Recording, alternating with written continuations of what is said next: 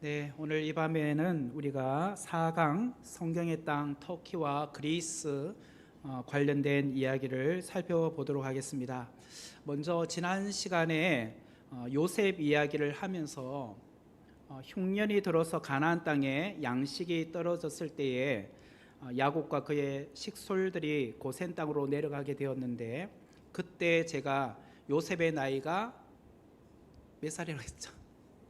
32살이라고 했더라고요. 제가 집에 가서 다시 한번 들어보니까 32살이 아닌데 제가 32살이라고 했어요. 지금 자막 나오나요? 예. 사실은 39살이었습니다. 제가 뭐 하다가 틀리면 저는 바로 시정합니다. 집에 가서 이렇게 혹시 내가 실수한 거 있으면 이제 그 다음 주에 꼭 말씀드리겠습니다. 창세기 41장 46절 말씀에 보면은 이렇게 나오죠. 잠깐만요.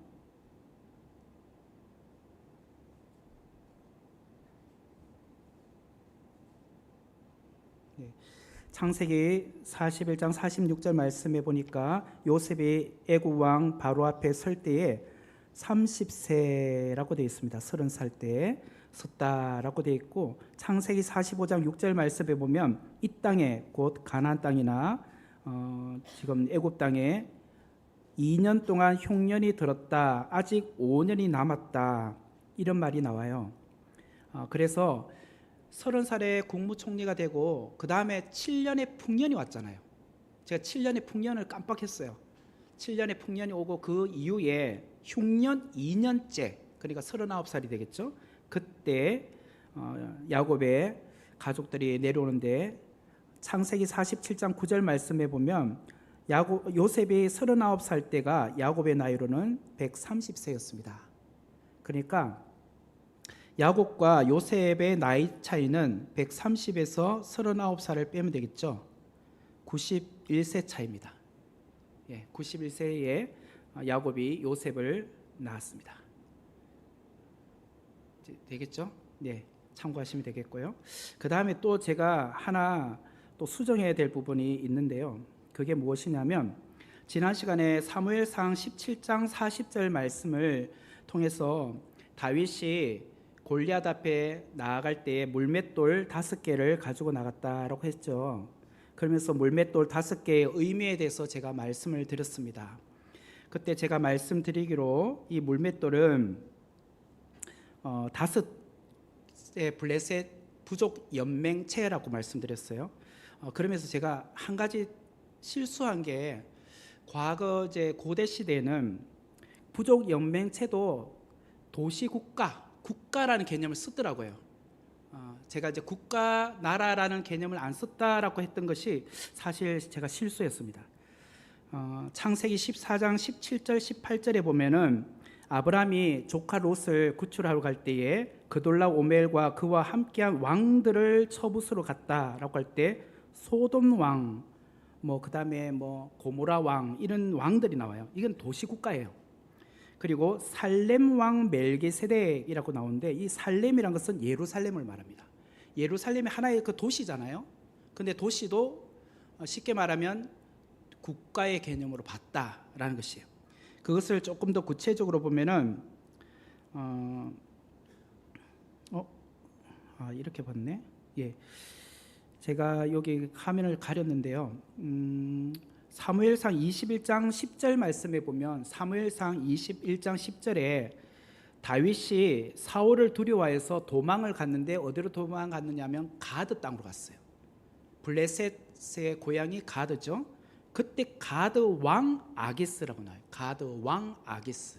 그래서 사실은 여기 블레셋의 5개의 부족 연맹체인 가사, 아스글론, 아스돗, 에그론, 가드, 이렇게 5개도 부족 연맹체이지만 왕의 개념을 쓰고 있었다. 그래서 그 중에서 이곳 가드가 블레셋 장수 골리앗의 고향이다. 이렇게 이제 제가 수정을 하겠습니다. 이해되시겠습니까? 네네. 그리고 혹시 여러분들 이렇게 들으시다가 궁금한 거 있으면 저한테 카톡을 보내주시면 그 다음 주에 또 이렇게 설명이 필요한 부분은 제가 알려드리도록 하겠습니다. 자, 오늘 내용을 보시면 그동안 우리는 이곳 비옥한 초승달 지역 중심으로 내용을 살펴보았습니다. 이곳이 초목이 자라고 이스라엘 사람들의 모든 이제 성경적인 활동의 무대가 이곳을 비옥한 초승달 이 지역을 많이 이렇게 왕래를 하게 되었죠. 그 중에서도 우리가 첫 번째 주간에 살펴보았던 것은 메소포타미아 지역을 살펴보았습니다. 이곳에 아수르 제국, 바벨론 제국, 메데와 바사 제국, 페르시아 제국이죠. 이게 발생하게 되었고, 왼쪽에 나일강 중심으로 하는 애굽, 이집트에 대해서 우리가 살펴보았습니다. 오늘 그리고 이제 레반트는 다음 시간에 이제 제가 살펴볼 내용이고요. 이제 이스라엘 땅을 중심으로 시리아, 레바논, 모압, 암몬, 에돔 이 지역을 우리가 레바논 지역이다, 요르단까지 그렇게 되는데요. 이건 나중에 또 제가 살펴보겠고요. 오늘은 우리가 그 위에 보면 오늘로 말하면 터키라고 하는데요. 터키도 이제 요즘은 터키라고 안 쓰더라고요. 튀르키예라고 합니다. 튀르키예. 이곳을 고대에는 소아시아 혹은 아나톨리아라고 불렀습니다. 아나톨리아라고 불렀는데요. 그 지역과 그 다음에 그리스 땅을 북쪽은 마게도냐라고 하고 아래쪽을 아가야라고 합니다. 이렇게 성경시대는 이렇게 나누어져 있습니다. 그래서 오늘은 소아시아 터키 지역인 아나톨리아와 그 다음에 시간이 허락하면 마게도냐와 아가야에 있는 그리스 땅을 함께 살펴보도록 하겠습니다.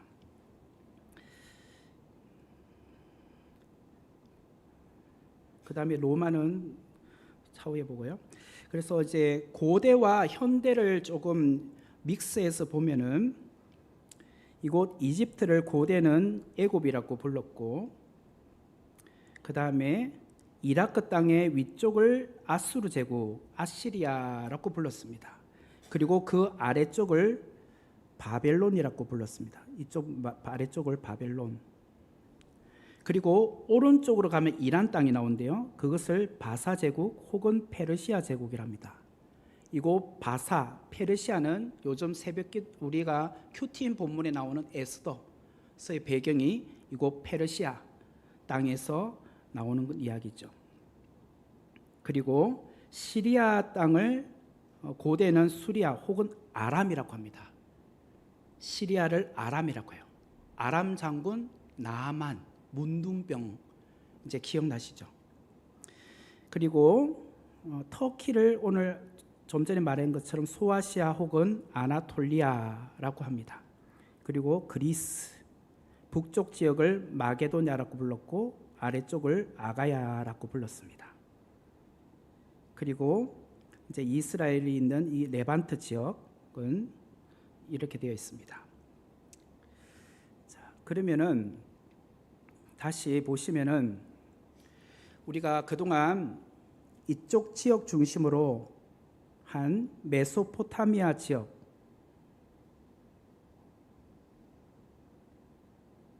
문명과 이집트 땅을 중심으로 하는 이곳 애굽, 이집트 문명에 대해서 우리가 살펴보았는데요. 성경을 이렇게 구약 내용을 보면은 사실 우리가 이스라엘만 중요한 줄 알았는데 그렇지 않더라고요. 창세기 1장부터 11장까지 이야기는 모든 이야기들이 다 메소포타미아 지역 중심으로만 나옵니다. 이곳에 보면 여기에 동그라미가 되어 있는데 글자가 보이실지 모르겠지만 에덴 동산이 있습니다. 에덴 동산이 이곳 메소포타미아 지역에 있었다는 거예요. 자, 그리고 이곳 에덴 동산의 이 밑에 부분, 그러니까 페르시아만 되어 있는데 페르시아만의 이쪽을 하류라고 하죠. 하류. 강물이 위에서부터 이렇게 내려옵니다. 그래서 이거는 티그리스 강, 저 왼쪽 편에는 이쪽에서 오는 것을 유프라테스 강이라고 했는데요. 이것이 다 이렇게 해서 흘러내려서 페르시아만으로 흘러내려갑니다. 그렇죠? 이집트는 또 다르죠. 이집트는 나일강이 이렇게 해서 북쪽으로 올라갑니다. 북쪽으로 이렇게 올라간다고 했죠. 이렇게. 그래서 이쪽 위쪽을 하류라고 했죠. 이쪽 하류. 이거 자꾸 지워지지. 자, 다시 보시면, 자, 유프라테스 강을 보시면 이쪽 지역이 하류라고 했습니다. 하류 쪽을, 이쪽을 전체적으로 무엇이라고 하냐면 시날 땅이라고 합니다. 시날 땅. 우리가 창세기 11장에 보면은 바벨탑 할 때 시날 평지에 바벨탑을 세웠다라고 할 때 바로 이쪽 하류 쪽 지역을 시날 땅이라고 합니다. 그 중에서도 밑에 부분, 이쪽 더 하류 쪽을 치우친 곳에 갈대아 우르, 여기 우르라는 글자가 보이는데 우르가 여기 있었습니다. 이제 이해되시죠? 예. 그러니까 창세기 1장 배경인 에덴 동산이 여기 있었고, 그 다음에 창세기 11장에 나오는 바벨탑 사건 다 이쪽에 있었고, 그 다음에 창세기 11장 후반부부터 갈대 우르, 아브라함이 이 우르에서 출발해서 비옥한 초승달로 해서 하란까지 올라가죠. 이거 하란에서 이제 데라가 죽은 이후에 이제 가나안 땅으로 내려오지 않습니까? 그러니까 창세기 1장부터 12장 초도까지 모든 역사는, 이야기는 이곳 메소포타미아 지역 중심으로 일어나고 있었다라는 것을 보게 되죠. 그리고 나서 창세기 12장부터 내용을 보면은 사실은 가나안 땅에 관련된 이야기도 있죠. 이곳이 이제 가나안 땅인데, 근데 가나안 땅에만 있었던 것은 아니죠. 아브라함이 흉년을 만났을 때 애굽으로 내려가죠. 애굽으로 내려가죠. 그리고 이삭도 흉년이 들었을 때에 그랄 땅으로도 가지만 애굽으로도 잠시 내려가는 이야기들이 나옵니다. 근데 결정적으로는 야곱부터 이야기가 보면은 가나안 땅에서 형 에스를 속이고 하란이 밧단 아람이라고 합니다.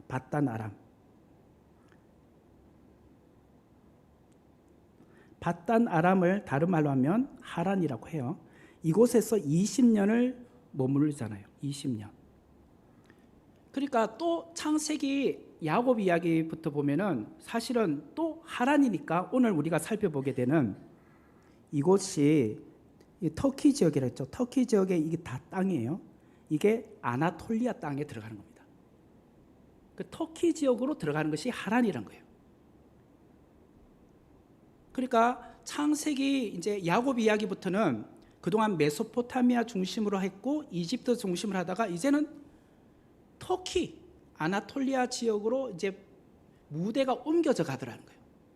그리고 그러다가 요셉이 애굽으로 팔려가잖아요. 애굽으로. 그러니까 또 창세기 후반부로 가면 애굽으로 이야기가 흘러가요. 창세기 39장인가 그때부터 보면. 그러니까 이제 창세기 마지막 50장까지는 애굽에서 일어난 이야기들로 펼쳐집니다. 그러다가 출애굽기로 넘어갑니다. 출애굽 1장부터 13장까지가 애굽에서 일어난 이야기입니다. 그래서 바로에게 뭐 10가지 재앙을 하고 13장에 출애굽을 하거든요. 6월절을 만난 그 이후로부터. 그러니까 또 출애굽기 1장부터 13장까지가 애굽에서 일어난 이야기예요. 그래 아직 가나안 땅이라는 땅은 있었지만 실제로는 가나안 땅과 관련된 이야기가 많이 일어나고 있지 않아요. 그러다가 출애굽한 이후에 바로 가나안 땅 간 건 아니죠. 이 남쪽 지역 이곳이 뭐예요? 시나이 반도. 이쪽으로 가서 시내산에서 밑에가 시내산이 있어요. 제일 밑에 부분. 잠깐만요. 이 밑에 부분에 시내산이 있습니다. 이쪽이 시내산이 있어요. 시내산에서 모세가 율법을 받아요. 그죠? 시내산 올라가서 하나님으로부터 십계명의 두 돌판을 받고 성막 제정을 하나님으로부터 계명을 받아요. 그래서 성막 짓는데 6개월이 걸립니다. 그리고 나서 이제 위로 이렇게 올라오죠. 위로 올라오면 무엇이 있죠? 가데스 바네아가 나오죠. 가데스 바네아. 이쪽 근방에 이제 가데스 바네아가 있어요. 가데스 바네아에서 무슨 일이 있었습니까? 12명의 정탐꾼을 보내잖아요. 가나안 땅에 12명의 정탐꾼을 보냈을 때 10명의 정탐꾼들이 부정적인 보고를 함으로 말미암아 결국은 이렇게 뱅글뱅글 돌면서 모압까지 오는 방황하는 삶을 살게 되지 않습니까? 그러니까 아직도 가나안 땅은 아니에요. 이게 출애굽기, 레위기, 민수기, 신명기까지입니다. 결국은 모세 오경, 창세기부터 신명기까지 보면은 가나안 땅에 있었던 기간은 그렇게 길지 않은 것 같아요. 그죠? 실제로는. 그러다가 언제부터 가나안 땅의 이야기가 중점적으로 나오냐? 여호수아 때부터죠. 여호수아가 가나안 땅을 정복하고 땅을 분배받고 정착을 하잖아요. 그때부터 사사 시대로 넘어가고 그 다음에 다니엘 왕국, 사울, 다윗, 솔로몬 왕 때, 그리고 분열 왕국으로 흘러가지 않습니까?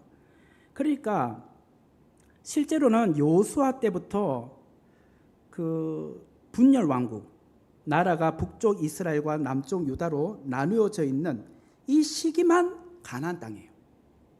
구약을 보면 그 이후에 또 어떻게 돼요? 북이스라엘은 어디에다 멸망하죠? 아수르에게 멸망을 합니다. 그러니까 여기에 이제 보면은 이 북쪽에 있었던 북이스라엘이 이쪽에 있는 위쪽에 아수르 제국에게 멸망을 당하고 남쪽에 있었던 남유다가 바벨론에게 멸망을 당합니다. 그러니까 또 포로 시대로 잡혀가잖아요. 그리고 또 무대가 어디로 갑니까? 메소포타미아 지역으로 또 무대가 옮겨가는 겁니다. 그러니까 이 포로 시대 때 배경에 성경이 이제 뭐 어떻게 돼요? 에스라, 느헤미야, 그죠? 역사서 보면 에스라, 느헤미야고 에스더스는 이쪽 이란 땅입니다. 이란 땅, 메대와 바사 제국 이게 나오죠. 이곳에서 결국은 또 정착해서 있는 유다 공동체 중에 포로 귀환으로 가나안 땅으로 돌아오지 않은 공동체, 유다 공동체가 페르시아에 남아서 있었던 그런 백성들 관련된 이야기, 그때 수산성에서 일어난 이야기들, 그때 하만이 이스라엘 유다 공동체를 죽이려고 했던 모함이 있었던 이야기, 그것을 다루는 것이 에스더서이죠. 그러니까 이 구약의 이 많은 스토리를 보면은 사실은 이 이스라엘 가나안 땅만 있는 이야기는 아닌 것 같아요. 가나안 땅은 좀 전에 말한 것처럼 여호수아부터 분열 왕국까지 이 기간인 것 같아요. 그러니까 창조 시대, 족장 시대, 출애굽과 광야 시대, 여기는 다 이스라엘 가나안 땅을 벗어난 다른 땅에서 일어난 이야기고, 그러고 나서 포로 귀환 시대부터 이제 다시 가나안 땅으로 들어오는 거죠. 그리고 나서 이제 신약으로 넘어갑니다. 자, 그러면 이제 신약으로 가서 한번 또 봅시다. 신약 당연히 처음에 나오는 사복음서는 가나안 땅에서 일어난 이야기죠. 유다 땅에서 예수님이 뭐 사마리아 지역과 위에는 갈릴리 지역, 중간에는 사마리아 지역, 그리고 밑에는 유다 지역이라고 하죠. 여기 잠깐만 이제 그림을 그려보면 이 지도를 무시하고 보세요. 갈릴리 바다, 요단강 사이입니다. 위에가 갈릴리 바다, 중간이 요단강이고 밑에 사해 바다고. 이쪽은 이제 지중해입니다. 이쪽 지역은 지중해. 근데 이것을 이 요단강을 이렇게 3등분을 할 수 있습니다. 3등분. 그래서 요 3분의 1 위쪽을 무엇이라고 하냐면 갈릴리 지역이라고 합니다. 그리고 3분의 1부터 3분의 2 지점을 무엇이라고 하냐면 사마리아 지역이라고 합니다. 그리고 아래쪽을 유다 지역이라고 합니다. 이거는 나중에 또 다루겠지만, 그러니까 이것은 사복음서만 나오는 거예요. 예수님께서 갈릴리에서 제자들을 부르시고 그 다음에 예루살렘에 있는 유다 지역에 가서 또 활동하시다가 또 다시 갈릴리로 가시고 이렇게 왕복하는 반복되는 패턴, 이것이 사복음서라면 이제 더 나아가서 사도행전부터는 또 상황이 달라집니다. 사도행전을 보면은 1장부터 11장까지 쉽게 말하면 한 9장까지. 9장에 이제 바울이 회심하는 이야기 나오니까 그 이후에 뭐 고넬료 관련된 거 나오다가 한 12장부터 13장부터요. 실제로 13장부터요. 사도행전 13장부터가 바울의 1차 전도 여행이 시작이 되거든요. 그러니까 사도행전의 앞부분의 주인공은 누구가 나오느냐면 베드로예요. 베드로가 주요한 인물로 나오다가 13장부터 28장까지는 사도 바울의 이제 전도 여행이 시작이 되죠. 그러니까 다시 보면 1장부터 12장 베드로가 중심이 된 사도행전은 또 가나안 땅을 중심으로 하는 이야기예요. 다시 말하면 사복음서와 사도행전 1장부터 12장까지가 가나안 땅 레반트 지역이라 한다면 이제 13장부터는 또 가나안 땅이 아니에요. 그죠? 13장부터는 어디예요? 이거 위로 올라가죠. 터키 지역으로 가잖아요. 전도 여행을 떠나니까. 그리고 2차 전도 여행은 터키 지역을 벗어나서 마게도냐로 가죠. 마게도냐가 어디예요? 그리스 땅이죠. 아까 그리스 땅을 위쪽은 마게도냐, 아래쪽을 아가야라고 했잖아요. 그러니까 이제 2차 전도 여행 때는 그리스 땅까지 넘어가는 거죠. 그리고 또 3차 전도 여행, 그리고 나중에 로마. 점점 서쪽으로 가고 있는 이야기죠. 그리고 사도행전 이후에 나오는 바울이 선 서신들을 보세요. 거기 보면 교회에 선 서신들이 무엇이 있습니까? 여기 이제 보면은 동그라미 바울 서신 중에 교회에 선 서신이라고 되어 있는데, 자, 첫 번째는 고린도 전후서죠. 고린도 전후서는 여기 보면 이쪽에 고린도가 있습니다. 저기 보이시는지 모르겠어요. 여기가 그리스 땅입니다. 그리스 땅을 이렇게 두 동분을 나눌 수 있겠죠. 위쪽을 마게도냐라고 했고 아래쪽을 아가야라고 했잖아요. 그러니까 고린도는 아가야 땅에 있는 거예요. 그죠? 그리고 갈라디아는 어디 있냐면 이곳 터키 지역에 있어요. 여기에 갈라디아가 있어요. 에베소는 또 터키 지역에 있는 여기 에베소가 있어요. 그리고 빌립보는 우리가 사도행전 16장에 할 때 마게도냐의 첫 성, 그죠? 2차 전도 여행 때 처음으로 갔던 곳이 거기서 빌립보라고 했죠. 여기 있어요. 빌립보가. 그리고 골로새서는 여기 에베소 바로 위에 골로새가 있어요. 그리고 데살로니가 전후서인 데살로니가는 또 우리가 빌립보 하면서 이야기할 때 그 다음에 데살로니가로 갔다라고 제가 그때 사도행전 16장 설교할 때 했죠. 그러니까 사도 바울이 쓴 교회에 쓴 편지도 보면 이스라엘 땅이 아니에요. 지금 터키나 그리스에 있는 교회들에게 보낸 편지였다라고 볼 수가 있겠죠. 더 나아가서 우리가 오순절날 성령 강림 사건이 나오는데 사도행전 2장 8절부터 11절의 말씀을 우리 한번 보도록 하겠습니다.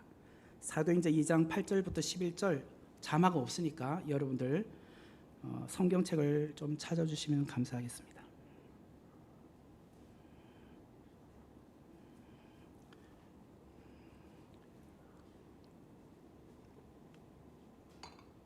사도행전 2장 8절부터 11절입니다.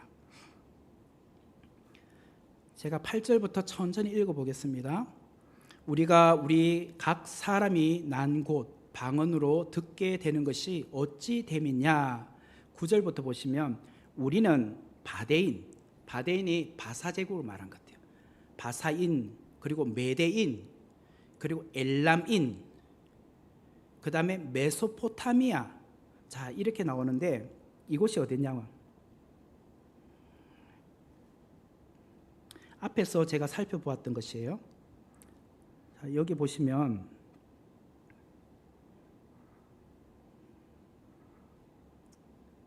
자, 지금 8절에 바데인이 이 바사 제국이 바데인이라고 했어요. 그리고 위에 보면 메데인, 그리고 엘람, 바사 밑에 보면 엘람이라고 또 있어요. 그리고 이 지역이 제가 메소포타미아라고 했죠.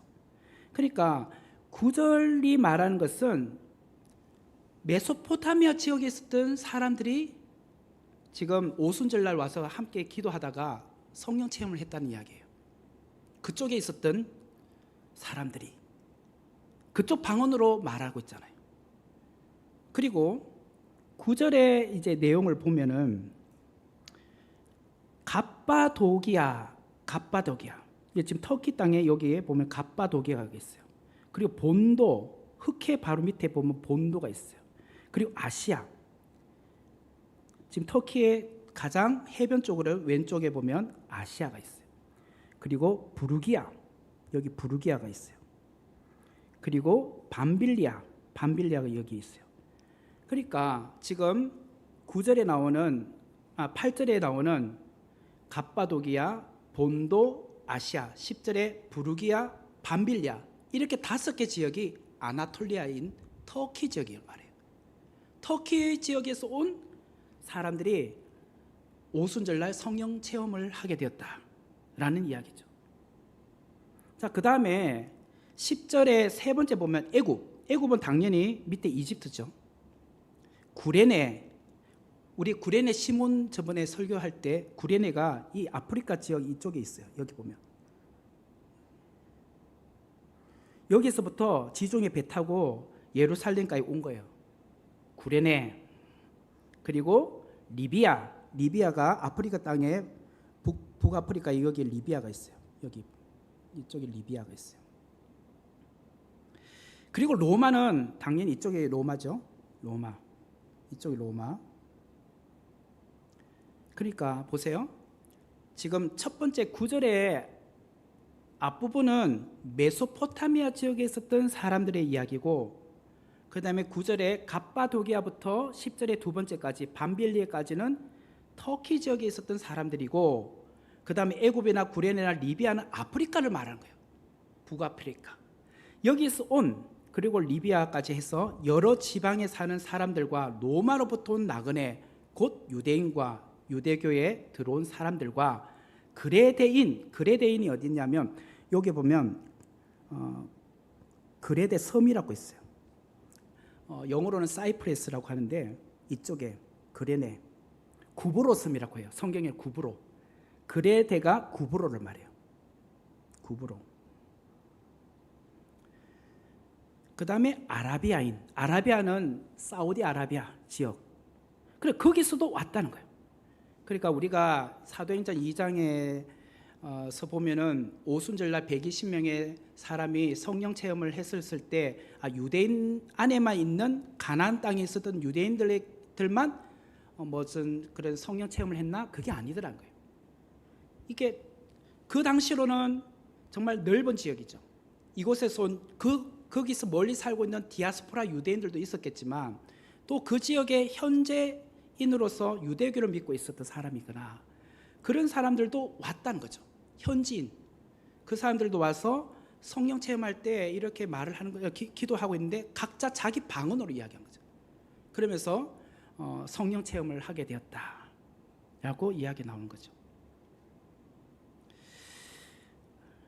그래서 이게 사도행전 2장의 내용을 볼 수 있고요. 그 다음에 베드로전서 1장 1절 말씀 우리 한번 성경 찾아보도록 하겠습니다.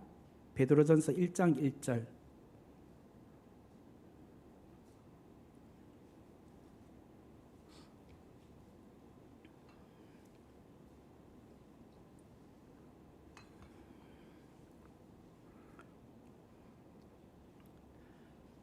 베드로전서 1장 1절에 보면 예수 그리스도의 사도 베드로는 본도, 갈라디아, 갑바도기아, 아시아, 비두니아에 있는 흩어진 나그네들에게 편지를 한다라고 나오는데, 본도는 다시 화면을 보시면 터키의 제일 위쪽 흑해 바로 밑에 있는 본도, 그 다음에 갈라디아, 갑바도기아, 그 다음에 아시아, 그 다음에 비두니아, 이렇게 이 지역에 있는 흩어진 나그네들, 그곳에 가서 살고 있는 유대인들, 그런 사람들에게 내가 편지한다라고 하는 것이 지금 베드로서 1장 1절에 나오는 이야기란 거예요. 그러니까 지금 우리가 사도행전 이후에 나오는 바울 서신의 대부분의 이야기들이나 심지어는 베드로전서에 나오는 이 이야기들조차도 가나안 땅과 벗어난 다른 이제 디아스포라 유대인들이나 다른 지역에 살고 있는 사람들 대상으로 이렇게 편지들이 쓰여지고 있다라는 것을 알 수 있습니다. 그뿐만 아니라 우리가 요한계시록을 보면은 그 요한계시록은 요한이 밤모섬에서 하나님의 계시를 받았는데, 이 밤모섬이란 것이 이거 터키 지역 그 앞으로 보면은 여기에 밤모라는 것이 있습니다. 이쪽에 밤모가 있는데요. 이쪽입니다. 여기 다시 화면을 다시 보여드릴게요. 여기에 밤모가 있는데 이곳은 여기가 이제 여기가 전체가 에게해입니다. 에게해고 밑으로는 이제 지중해로 넓게 되는데, 이 에게해 바다에 밤모섬이 있습니다. 그런데 사실은 보면 이 밤모가 터키 땅과 더 가까이 있어요. 터키 쪽에서는 에베소랑은 대충 한 60km 정도 떨어져 있다고 합니다. 그리고 이쪽에 그리스 땅에 있는 아덴의 아테네를 말합니다. 그리스의 수도 아테네. 여기는 실제로 아테네에서 밤모섬까지는 한 240km가 떨어졌습니다. 아테네에서. 자, 그 실제로 보면 터키 쪽이 더 가깝죠. 그리스 땅보다는. 그런데도 불구하고 이 밤모는 터키 영역에 들어가 있는 것이 아니라 그리스 땅으로 들어가 있다는 거예요. 예. 그래서 밤모는 그리스 영역으로 들어가 있는 섬이다라고 할 수 있습니다. 그리고 여기에 보면은 섬이 무려 3,000여 개가 있다고 합니다. 섬이. 우리가 이제 전라남도에 가면 섬들이 많잖아요. 그것처럼 이곳 에게해 안에 이렇게 많은 섬들 가운데 밤모섬이 있는데, 이 밤모섬은 주로 정치인들이나 종교적으로 중범죄를 저질렀던 사람들에게 있어서는 유배지였다고 합니다. 그곳에 가서 채석장에서 일을 했다고 해요. 강제 노동을 한 거죠. 특별히 이 사도 요한이 밤모섬에 가게 된 이유는 로마 황제 도미티아누스